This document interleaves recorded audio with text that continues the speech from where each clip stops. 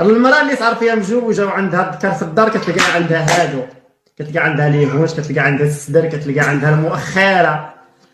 هذيك هي اللي تقول عندي الراجل في الدار. بزاف ديال الناس يقدروا ينتقدوني في هذا الموضوع، ولكن اليوم بغيت نهضر على واحد الظاهره اللي ولات كتكبر بصمت، وماشي غير من زاويه واحده ولكن من ثلاثه ديال الزوايا: النفسيه والدينيه والاجتماعيه. لان هذا السلوك ماشي بسيط ولا كيعكس لنا العمق ديال الازمه داخل المجتمع. نفسيا الرجل اللي ما كيغيرش راه ماشي دائما كيعني انه متفتح، ممكن يكون فاقد ثقه في راسو او عنده تربيه خلاته يخاف يبان متحكم. وفي الحقيقة الغيرة هي إحساس طبيعي كيدل على الانتماء والارتباط، وعندما كتختفي الغيرة كيبدا يبان نوع من الانفصال العاطفي بين الزوجين. لذلك الرسول عليه الصلاة والسلام أوضح المسألة وقال: ثلاث لا يدخلون الجنة: العاق والديه، والمرأة المتشبهة بالرجال، والديوث. ويعني الرجل اللي ما كيغيرش على شرفه وأهله. والإسلام هنا ما كيهدرش على الغيرة المرضية، ولكن على الغيرة التي فيها كرامة ورجولة ومسؤولية، لأن الغيرة فطرة